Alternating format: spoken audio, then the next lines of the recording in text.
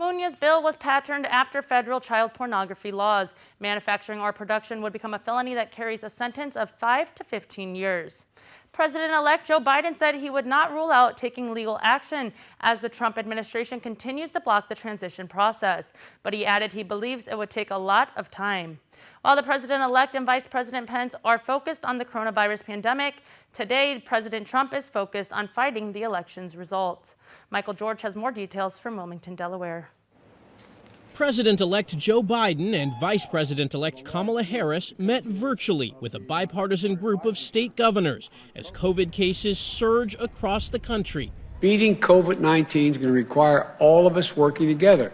CBS News has learned some current and former government officials have had limited contact with the Biden-Harris team. But the president-elect says the delay in a full transition could hamper his upcoming administration's response. There is no excuse if we don't have access to all this data. It's going to put us behind the 8 ball by a matter of a month or more.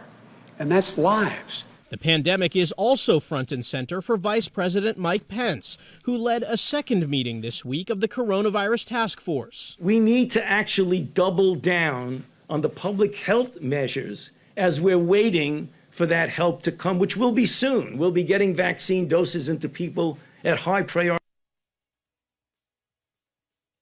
at the end of December. Here in Delaware, President-elect Biden and his team are starting to finalize their top contenders for cabinet positions. A top campaign advisor for global issues and former Deputy National Security Advisor Tony Blinken is said to be the frontrunner for Secretary of State. But President Trump and his legal team continue to focus on overturning the election results. Joe Biden is in the lead because of the fraudulent ballots. I'm confident he knows he hasn't won and is not going to be able to win, and we're going to be sworn in on January 20th. Georgia has released the results of its hand recount, affirming President-elect Biden as the winner. It's time to kick back with the cold one. Tyler Matsinani has the details on the new head brewmaster at Guam Brewery. He's the newest brewer on the block, with almost 10 years of experience in the craft beer industry and traveling around the world as a professional brewmaster. Andrew Brunson's ready to add his spin to the Guam craft beer scene. Got started in it, helping out a small brewery in college, helping them out on their canning line. Turns out I'm really good at traveling and drinking beer, and someone's willing to pay me to do it. Brunson says so far they've changed the recipes on all the beers. The Island IPA, as he describes, is a new school IPA with elements of an East and West Coast IPA. So it's still got like a little bit of bitterness, it's still a little bit drier, but it's also just massively dry hopped with this really cool hop called Mosaic, which is one of my absolute favorites. They've also included a bit of flaked oats and wheat, which Brunson says gives it a little bit more of a silkier feel. As for the Guam Gold, Brunson says although they've changed it up a little, it's still the same great Guam Gold taste. The main things we got going on is I'm using Cascade hops, which are just a classic American hop for a classic American style, but also mixing up a little bit and using a hop called Mandarina Bavaria, which is this new German hop that's got really good citrusy, tangerine, mandarin sort of notes to it. Just like wine, craft beers have their ideal food pairings. Guam Gold technically would probably pair better with like an appetizer. So like you're having your salad or whatever before you go on to the main course and down one of these. IPAs definitely go really well with like spicy food and stuff like that. There you go. It's going to be nice and refreshing and kind of kill that heat a little bit. If you're excited to try out the new brews, be on the lookout for their seasonals to add a bit more bubbly fun to any occasion. Reporting for Guam's News Network, I'm Tyler Matsinani. Thank you, Tyler. And coming up on Primetime News, this week's Network of Nurses. You're watching KUAM.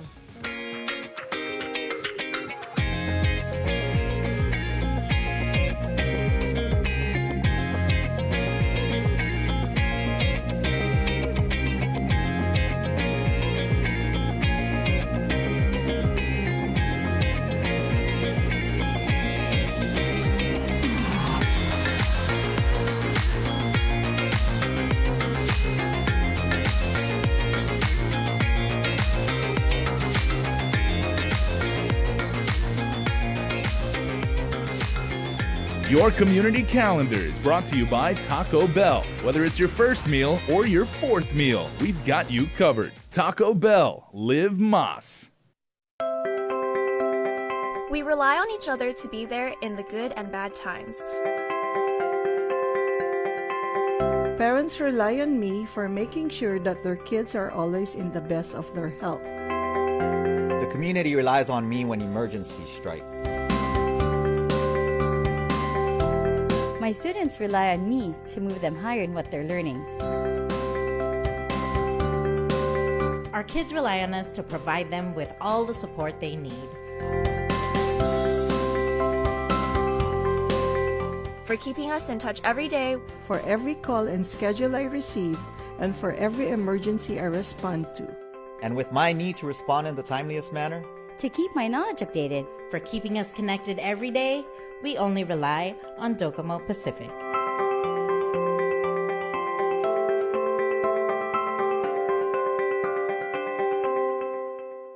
Are you looking to save? Here at Cars Plus, it's Black Friday every day. You'll love our entire Hyundai SUV lineup, like the 2020 Hyundai Tucson, ranked Best Compact SUV by J.D. Power in 2020. Drive home in your new Tucson starting as low as $158 per paycheck, equipped with Guam's only lifetime powertrain warranty. That's right, there's only one place to shop for your SUV this November. It's here at Cars Plus. Call us at 477-7807 to schedule your appointment today. Terms and conditions apply. See dealer for details. Welcome back. In this week's Network of Nurses, we introduce you to Leonora Urbano, a psychiatric nursing administrator. So it sounds like yourself and the team that you run, you're very, very agile, very, very ready to go at a moment's notice, and you've got a very wide range of skills. Yes, we do. I can tell you that just like any other health frontliner in the hospitals and even in the clinics today, that my staff have been overworked since this pandemic. I'm afraid that GBIC will be busy for the long term. I say this because based on recent studies, 1 in 5 of those who recover from COVID-19 reported and received treatment for mental health issues. That is 20%. Mm-hmm. We don't even get 20% in our income. So what more with the revenue of Guam? So that will impact us in a long term. Yeah, Leonora, what types of mental health impacts come? Obviously, there's something with a high degree of stress, maybe anxiety, depression, and everything like that. What else do COVID-19 patients, on a mental perspective, what do they go through? We do have first-timers of psychosis. Mm-hmm. And can you explain what that is? Very different because it's not even drug-induced. So it came all of a sudden. They never had history. So it is probable that is an effect of the coronavirus also. Yeah, Leonora, would you be so kind as to explain exactly what that psychosis is and what it does to the patient? Of course. So when somebody is in acute psychosis, they cannot function because their thoughts are all disturbed. They hear voices that tell them to kill themselves or to be harmful to others. So that's the time they are admitted to the hospital, to the Guam Behavioral Health. This is astonishing. I mean, and certainly this is probably an aspect of having to deal with COVID that not a lot of people in our community probably would have considered at this point. But you're saying, one out of every 5 patients who is diagnosed goes through this. That is incredible. Yeah, might. So we also have an increase in drug-induced psychosis. Mm-hmm. So that's very worrisome too. Okay. What can we as a community do to make sure that you can continue the good work that you and your team do? Because we support you completely.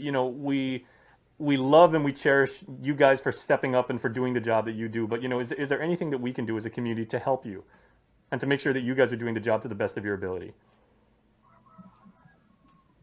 I think we cannot overemphasize the use of masks. If we can all mask, and especially the social distancing, your hand hygiene, your masking. I'm even telling my staff, even when you eat with your family, eat first, finish eating, put on your mask, and then talk and laugh. Because we can still have fun, but decrease the moments where you are not masked or not protected. Coming up, birthday shout-outs from the Cold Stone Creamery Birthday Club. Keep it here. Guam's auto appearance specialist, Elegant Reflections, has been providing the automotive industry with professional detailing and car care products at its highest quality, from complete detailing, full interior detailing, exterior detailing, headlamp restoration, hand washing, seat and carpet shampoo, engine degreasing, undercarriage cleaning, paint sealant, fabric protection, paint oxidation removal, and so much more. Visit us at our new location. Call 646-5555 for an appointment. Elegant Reflections, Guam's auto appearance specialist, over 20 years of experience. MTO Maintenance will now completely sanitize your home, office, or business with state-of-the-art commercial sprayers. For over 30 years, MTO Maintenance has been committed to the health and safety of our customers. And now, more than ever, a clean home, office, carpets, and furniture is a necessity to our island. Give us a call today. Stay healthy and stay safe, Guam. Call 647-6861 for an appointment. And before we close out the news tonight, our latest round of birthday shout-outs in the Cold Stone Creamery Birthday Club. Happy Friday birthday to Kawhi Camacho from Mommy and Daddy. Hope you had a great day. Larry Pablo, happy birthday to you. Have an amazing day and even more special year ahead from the Gecko family class of 1972. Wai Chi Lao, happy birthday to you, and we are sending prayers for good health as we remember your special day. Also, from the GW senior class of 1972. Gotta love the Geckos. Edmund De La Cruz, happy birthday, my love. You are the most unselfish person I know, a natural giver, and you deserve the very best. May the Lord give you boundless blessings, grant you his favor, and fill your heart with his presence. Love you always, your wife May, your kids, and your grandchildren. Marissa Camacho, happiest of birthdays to you. From your select care, you are a family. And happy birthday to Henny Pangilinan Ekfaji. Wishing you the best always. Thank you for all that you do for Fia and Kyla. We love you. And belated birthday wishes going out tonight to Norma Sablan, who was born on the 17th. Coming from her kids Nikki, Jerry, and Cole. Her son-in-laws Justin and JJ. And her grandchildren Isaiah, Sophis, Ezekiel, and baby girl Andre on the way this February. Jose, Jordan, and Jax, and her sisters Karina and Mama Mendiola and Brother Jay, and her nieces Taylor and Alex. They say they love you and are enjoying your belated birthday. Biba Margaritas. She loves them, they say. Eliana Marie, born on the 19th. Happy birthday, number 1. And we love you so much, so your Francisco, San Agustin, and Leon Guerrero families. And Cadence Tano, born also on the 19th. Happy birthday, continue to smile, and we love you always. Say Grandma, Papa, Mom, Dad, and the family. Remember, you can be part of the Cold Stone Creamery Birthday Club by registering online on KUAM.com. And it's that time of the week when we announce a birthday winner. This week's winner of a yummy Cold Stone Creamery birthday cake is Thomas Medler, who was born on November 17th.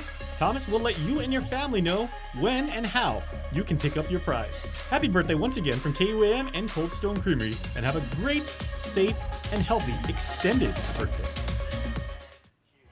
That's going to do it for us here on Prime Time. Thank you for watching. Have a good night and be safe.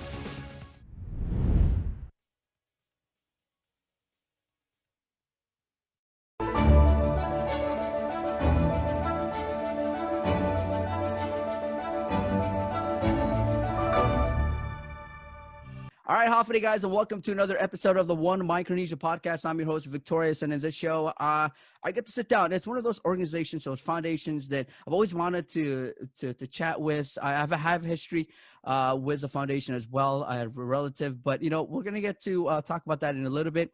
But yes, with me today, I do have 3 wonderful folks who have taken their time out of their busy schedule to sit down with me. I do have Senator Luis Muña. I also have Eric Tedinko and Kalina Camacho here with me from the Make-A-Wish Foundation, Guam CNMI. Guys, thank you so much and welcome to the show. Glad to be here. Thank you. Thank you for having us. Thank All right. you. So I'm going to start every time I kick off a podcast. I like to do a little history. So let's talk about Make-A-Wish Foundation Guam CNMI. When did that start? Okay, I'll take this one. So the chapter itself has been, we celebrate 32 years this year. So back in 1988, the chapter was started with the late Lieutenant Governor Frank Bloss and our first executive director, Sylvia Flores. And so they started that chapter because it originally was part of the Hawaii chapter. It used to be called Make-A-Wish Hawaii Guam Division. And so it didn't last too long in that iteration. Shortly after, they established independence of that, and we had our own chapter in 1988, and we soon granted our first wish as a Guam standalone chapter. In 2017, we included the CNMI as part of our name, and that was really because we were trying to make a lot of inroads into outreach there for the kids that have critical illnesses. And we do have board members that are based in Saipan and the Northern Marianas. And so we felt it was necessary for them to feel part of the organization. And that identity helps them when they are going out and helping us outreach and helping us fundraise. So that happened in 2017. So we're happy to be doing that. So the office really, the chapter is very small. We're probably one of the smallest chapters around. And you're looking at myself and Ms. Kalina Camacho, who are we run the organization along with the support of our 16 board members now. So we have 3 in Saipan and 13 here in Guam. And so, typically we grant, in the past, we've averaged about granting a wish 1 every month. So about an average of 12 a year. And so that is really the Make-A-Wish Foundation of Guam and CNMI in a nutshell. Wow. And amazing. You guys have been around for 30 plus years and doing, those wishes really go a long way. And like I did mention in the beginning of the intro that, I've had a connection with the foundation, just so I could throw it out there. My cousin passed away to cancer years and years ago. And he was granted a wish too, through Make-A-Wish Foundation. So I remember I hosted a, I believe it was something at GPO for Make-A-Wish Foundation. And, when you guys reached out, I was like, yes, I'll do it. I think it was my way to give back to an organization. I believe that was the mileage drive. Mileage program. Yes, the mileage drive yes. that we had. Yeah, that was it. So, doing that, it really made me, it was my part, giving back to a foundation that really helped out many, many kids who needed it. And granted them a wish, that wish really, made a big difference in their lives. So what we're doing now basically is trying to reach out to, family members who has the impact is not just specifically to the Wish Kid. It's also expanded to all of their family members as well. And so even just to hear your story too, just says a lot about the foundation too as well. It does. And of course, since I got you on here, Senator, you reached out a couple weeks ago, and I wanted to bring the crew onto the podcast and kind of like an outreach program to our FAS citizens here. So just go ahead and talk more about that.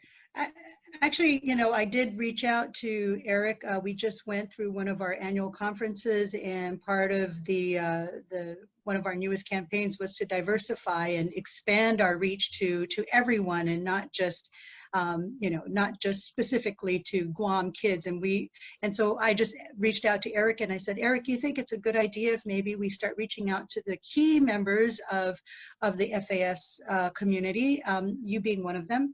And he said, sure, let's do it. And so that was kind of, I'm really just one of the board members. I'm one of I call us passionate supporters is really what we are. We support Eric and Kalina in the mission to grant wishes. And so when I saw that National was expanding the campaign of granting wishes, that's when I said, you think maybe it's a good idea if we just reach out to the people who are, key members of the FAS community. And then that's when I called you. Thank you. Get going with GTA Prepaid Unlimited. It's easy to load. Simply press *488#, send, select 2 on your screen, and then load. And with fast LTE data, you're able to quickly connect and share to your digital world. Plus, with reliable service, you're able to connect with loved ones whenever, wherever. GTA, we start with you. I guess my next question would be, so the wishes that have granted, and I know you guys have granted wishes to citizens of the FAS. Was that citizens who have flown to Guam and gotten into the program, or have you guys reached out to the islands? Has there been any situations like that? I can take that one. With the children that have been through our program from the FAS community, they are already in Guam for treatment, and it is through their doctors here, their treating physicians here, where we hear about them. We don't have established contacts with the medical community in the outer islands, and that is on our plan. We would love to do that. But right now, if they are on island getting treatment, and if they qualify for our program, then we will certainly go through the process with them all the way up into wish completion. So, which is why we have had quite a few wish kids from the FAS community, and we know that there are a ton more that we can reach that we would love to grant wishes to. So we are hoping that this will help. Yeah, so Victorious, I wanted to kind of step in here and add on to what Kalina said. And so, you know, a lot of the kids that from Micronesia that we get as far as referrals, they're referred directly from the hospital. Mm-hmm. And many times, I know that, you know, in the past, there's always a language barrier. A lot of times we rely on the children because they're the ones who can, you know, it's a second language for them. And it's still a struggle for them also to translate what we're trying to do. So we already know that that's an obstacle for us into reaching into the community. We also know that, you know, there's a trust issue too, you know, like who are these people? Maybe they're not familiar with our mission and our foundation. And so, you know, I've reached out to the FSM consulate here in the past to help us with referrals for translators to help us reach out into the community, because we feel that you know, crossing that boundary where we can feel trusted will rely really upon somebody who's part of that community, because then there's already an automatic trust with them, and then they can understand what we're trying to do. And really, you know, we make no we have no issues with their status here. We just want to grant wishes if they are qualified with their medical condition. And so I know that even with Kalina, I've asked her a couple of times, hey, what happened to that one referral we got? And, you know, she'll tell me, well, you know, we just lost touch. You know, you know, a lot of times maybe they're whatever phone line they have, which is a connection that we have to them, for whatever reason or another, it's not working. So we're really losing out on an opportunity to grant these kids wishes. Wow. And I might just jump in here, and I don't know if I know you reached out to the consulate office, but one big awesome organizations that's growing and continue to do awesome job here is the Manielu Foundation. And I know you guys have heard about Manielu. It's such an awesome organization. It was Big Brothers Big Sisters, and then now under Samantha Taitano, it's just been doing so much, and we see a lot of their work now, especially on social media, pushing the message of, you know, all these all the guidelines for COVID-19 and what not to do, what to do in the different languages. So I think that'll be an awesome collaboration if you guys are thinking about getting into, because they do so much and they know so many people out in the community as well. It's a great suggestion. Yeah, we did. I'm sorry. We did partner with one of the wish kids that we did have. We did reach out to the Micronesian Resource Center, and we had been in touch with one of the employees there, and he had given us a start with a translator and pointed us in the right direction. He at the time was pretty busy with what was going on there, so he in turn gave us some other suggestions on where to go, but that was also the Micronesian Resource Center was also a great avenue a great resource for us. And I think also once we begin, due to COVID, we haven't really been granting any wishes, but once we start to grant wishes again, it would be great as me as a team lead for the Wish Granters Association, be great for us to involve more people that can help with that language barrier too as well. So, if there are any volunteers out there that are willing to, be a part of the Wish Granters team, once we start granting wishes, then that'll help with the interview process, all the way up to the fulfilling the wish. That's a very important point that Senator Louise made. Part of that outreach is going to have to include somebody who represents our organization, whether it's a wish granter or somebody on the board, that can be that connection to that community. So, very important point. And I know that within Make-A-Wish, the enterprise, that's always a big concern. Reaching into the underserved communities requires a lot of hard work and getting their hands dirty into the community so that we can establish a connection there. That's awesome. And I know Senator Louise touched base on it, the whole COVID-19, the situation. And so you guys are not, obviously you can't, the wishes right now, they're on hold. Is there a time frame where you guys are going to start granting wishes?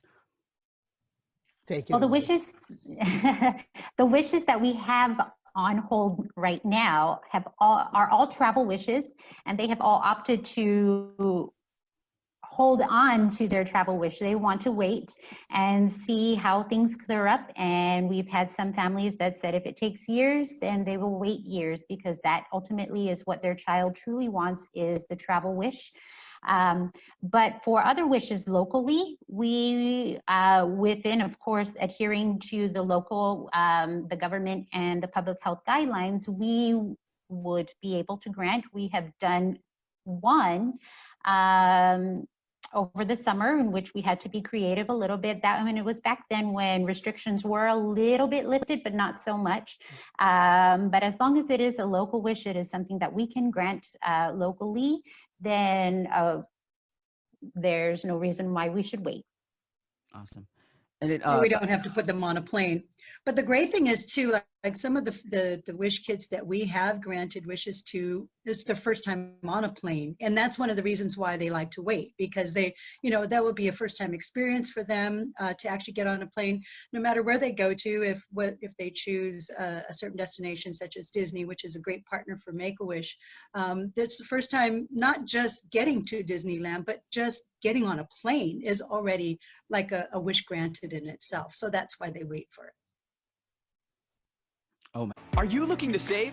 Here at Cars Plus, it's Black Friday every day. You'll love our entire Hyundai SUV lineup, like the 2020 Hyundai Tucson, ranked best compact SUV by J.D. Power in 2020. Drive home in your new Tucson starting as low as $158 per paycheck, equipped with Guam's only lifetime powertrain warranty. That's right, there's only one place to shop for your SUV this November. It's here at Cars Plus. Call us at 477-7807 to schedule your appointment today. Terms and conditions apply. See dealer for details. You talked about Disney, and that was from, I did not go, but my cousin was asked what he wanted, and a kid growing up in Yap, we watched Disney so much growing up that he said he wanted to go to Disneyland. So his experiences, and it was back in the time when we didn't have videos to video call them and see how they were going, how his experience was. But it was everything that I learned from his trip growing up was through pictures, and he was just smiling from day one all the way until the end of the trip. So, people out there listening to the podcast, people who might not know what Make-A-Wish Foundation does or what kind of wishes are granted, these wishes change lives. And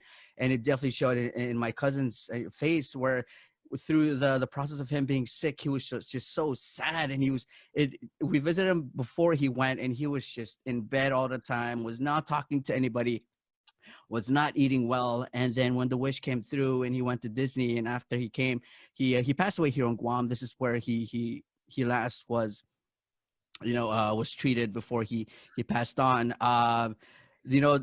what the difference between when we saw him first before he left the Disney and when he came back was so different. You knew that he'd experienced something that really put a smile on his face and really made a difference. So like I keep saying this every time, and I kind of get emotional because it really, it's a foundation that helps, that truly helps. It's not a foundation that just takes money and keeps it to themselves. It's a foundation that gives back and truly makes a difference. So such a beautiful thing. And again, I thank you guys every time.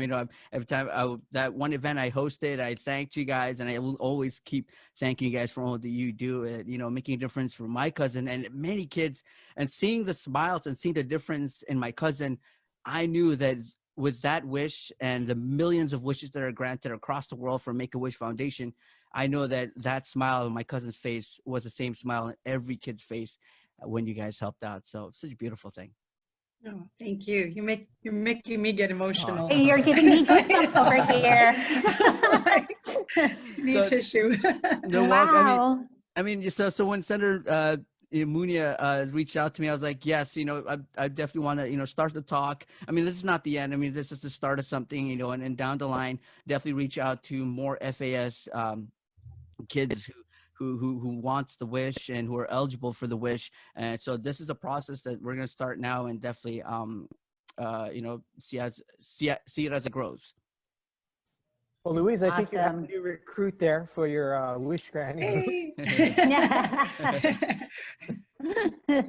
But actually, maybe Eric can go ahead and touch a little bit more about the power of a wish, and just talk about that, because you really touched on what a wish actually does to a child who has a critical illness, and you experienced it firsthand. And I think it's hard for them to understand how one event or something that's granted to them can make a lifetime experience, maybe even change the course of their healing, right? So maybe Eric can talk a little bit about that too as well. Just as much as I do, Louise, you've been involved with the organization a lot. You've seen it because you were a wish granter, but Victorious, it's the National Office of the Make-A-Wish Foundation. They conducted studies and these studies have been peer reviewed that show that the power of a wish, along with a physician's medical treatment plan, really does give a lot of hope to the kids who are, experiencing these adverse medical conditions. It gives them hope that they can battle and defeat their illness. And, on an average, 70% of the kids that we have going through the program, they go on to lead adult lives. And so, that's a great percentage of and it shows and illustrates how powerful a wish can be. We see, wish kids from before, like when they've had wishes granted years ago, and they remember it. They remember that experience because, like you said, you were a bystander and an observer of your cousin's wish, but even the experience for you was transformative enough that you remember it. And so that's the kind of power that we all of us here, Louise and Kalina and I, we see that all the time because we are wish granters. And so we see that, and we see these kids later on in life, and they are so grateful that we'll always remember that experience. And so, and their families too, as Louise said, their families are directly affected by it. And so, we are proud of the work we do, and we just want to do more. We want to grant more wishes, and hopefully with the crossing our fingers on this vaccine, we can return to granting more travel wishes, because as Louise said, and as Kalina said, a lot of the wishes that are on hold for us are these wishes for travel. And these kids, they really want to go somewhere, and they really want to experience what they've been dreaming about. And so we can't wait to do that. But in the meantime, we just need more kids, more referrals, because we've seen the referrals drop off. So we want to get back in there. We want to reach the community and say, hey, if you have a child who you think may qualify, just, have the physician or contact us, and we can do the work of contacting the physician and having them fill out the proper forms online. And, you never have to come to our office. Everything can be done online. And so we maintain social distancing that way, but you never know if they could qualify until you try first to apply for the medical eligibility. We don't want to wait until they're actually at the hospital already, because sometimes they could already have a qualifying condition before they even get into the hospital. So if we can reach them even before that, that would even be better. We can grant their wishes even sooner. Absolutely. Awesome. So I guess we're at times kind of cutting down on us. So we'll go ahead and jump into, because an organization like you guys, of course, you guys operate and you guys need the support of the community and the funds that are coming in from community. And you guys do a lot of events, and especially, now with COVID-19, things are kind of are changing, and you got to be creative with how you conduct your events. So let's talk about these 2 upcoming events that you guys got planned. Like, who's going to raise their hand first? Kalina will do it. I talked too much already. Well, I can talk about the Stars at Home, which is the virtual talent show that is up and running now. And what it is because we know that everybody is at home. Most everybody has access to a phone and are able to record. And I don't know if you're like me, you've kind of picked up a hobby or 2 during this quarantine. So we've invited the community to submit their videos of their talent, and their talent can range from anything from singing, dancing. We've got a couple bakers. We've had somebody doing art with a pressure washer in their driveway. Whatever it is that you feel your talent is, send us a video and we will upload it onto this website, and you can share the link with your family and friends, and you basically are the fundraiser for Make-A-Wish. So what you're doing is inviting your family and friends to fundraise on your behalf, or you're fundraising on behalf of Make-A-Wish, and your friends and family, yes, your friends and family will basically give you a virtual high five in the form of a donation. And at the end of this campaign, we will, of course, award the top 3 fundraisers with prizes. But if there is a way that I can send you the link to the talent show online, and you can put it out there, and you can even invite the community to come take a look at the various talent that we have here on island and in the CNMI too. We've got a couple videos up. So you can take a look at that there. And that's one of the fundraisers that we have going on. And you can do it all from the comfort of your phone, wherever you're at. And just to add to that too, the prizes to the top 3 fundraisers, the people who raise the most money for Make-A-Wish, if they're also from the CNMI, then these are also transferable there, so they can win those prizes as well too. So it's open to both Guam and CNMI. But just Victoria he knows so many talented people. We should have gotten him on so that he could have had more people jump on. But but I don't see why not to share the link still and yeah, well, it's not too late too if you want to submit a video. There you go, Victoria. Certainly submit a video if you want. I'll do. It makes myself and it makes my team members very proud to work for an organization that has been on island for many years, with its focus on reliability, dependability, and commitment to the communities that they operate in. Matson's a great corporate citizen to the community. We all benefit from any sort of environmental commitment we make. One of the ways that we do that is with our Adahi Utano program. There's action behind it, and so action breeds commitment. With the Kaimana Gila coming to Guam, this brings a new age and modernization to the island. It's exciting for me because it's a brand new ship and we can carry more freight into the islands. It just shows growth for Guam and Micronesia. Matson would be nothing without its customers, and we hope to continue to serve you for decades to come. I've been working on some TikTok dances.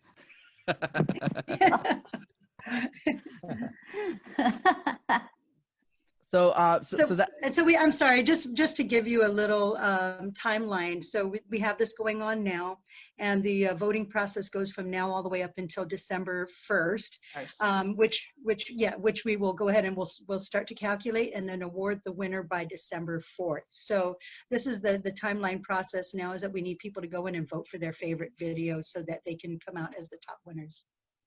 Oh wow! So right now, so pretty much the videos are uploaded. Just people need to get there and do the voting. Yes. Yes. Awesome. Okay. So that's ongoing, and then the deadline you said was somewhere between December 1st, December 3rd. December 1st is the deadline is when the voting will stop. And then December 4th is when we will award the top 3 fundraisers. Awesome. Okay. All right. And then we have the virtual run. That's sorry. Yeah. Eric. Okay. I think Eric. Yeah. We have the Jingle Rock run, and this is a virtual run. And we did earlier this year. We had planned to do a trail run before COVID hit, and a traditional run where people meet and they run, and there's a start line and a finish line, and it's a nice public gathering. And so we had to shift gears back then. This was in, I think we finally did our virtual trail run in June. And it was, a pretty decent success for us on our first run out. And so we've been seeing all these challenges going on, these distance challenges, and everybody, because of the closure of gyms, a lot of people, I think they feel like they need to have a goal in mind, right? And so what we've done too is just kind of jumped on that bandwagon for our Jingle Rock, and this one is spearheaded by our board chair, Ms. Jan Camacho. And so this Jingle Rock basically is, you get 4 different distances you can choose: a 5K, a 10K, a half marathon, and a full marathon distance. And so basically you have two weeks to complete the distance, and whatever distance you choose, you have to complete it in a single outing, a single run, right? And so we feel like that we can get a lot of people out there being active, setting this as a goal. At the same time, it's got our fundraising mechanism off that is going to be that the entry fee is really based off entry fees, and so it's a $30 entry fee. You get a nice commemorative shirt for it, a really nice one, and so that starts December 1st. Yes, that starts December 1st, and it goes on for, I'm sorry, that's a whole month. You get a whole month. Yep. Yeah. Right. So if you choose the marathon, and you want to work up to it, you can do shorter runs up until then, and then you use a GPS device like a Garmin, and then you track your run, and then you just send us the results, and then you can pick up your shirt once you complete the distance. And so, we're seeing some interest early on, and so we're hoping that that picks up as we near the date. Guam is historically we love to wait to the last minute for stuff. Always. And so we're hoping that we can generate a little bit more interest as we get closer to the date. But even if after the date starts, if you pick a 5K in the middle of it, that's very doable, or a 10K even. And so like I said, you got a month starting from December 1st after you register. So that's the Jingle Rock run. And walkers are allowed to. And walkers are allowed. Yes. You can walk too. All right. Well, guys, Zoom gave me the notification. So we're pretty much wrapping things up. Again, we talked a whole lot of important things about the foundation. So if whoever's listening right now and they want to reach out to you guys, how do they go about doing so? Well, there's various ways. We are on social media, Facebook and Instagram. Just look us up, Make-A-Wish Foundation of Guam and CNMI, for who's not on social media these days. And then you could always email us at info@guam.wish.org. And then there's always the old-fashioned phone call at 649-WISH. Super easy. And you get to talk to Kalina and Eric all the time. Call that number. They're awesome, guys. So if you're watching this, I think Victorious, before we wrap it up, and maybe we could also give Eric the final word, but really the whole point of us being in here is that we want to expand our reach, and we want to reach out to more kids, and most especially even into the FAS community. And right now we have, some board members in CNMI. Our dreams and wishes could be to have board members throughout the outer islands, whether it be Ponape, Palau, Kazrai, Chuk, all of the outer islands. We know that there's a lot of qualified there are kids that can qualify for wishes, so why not bring them on board? And so that's really the main mission for us being here today. Okay. I don't need to add anything else to that. Louise pretty much summed it up. So we really do thank you for the opportunity to speak to your community and to your listeners. Okay. All right. Well, that pretty much concludes the One Microchip podcast. And we will see you guys at the next one.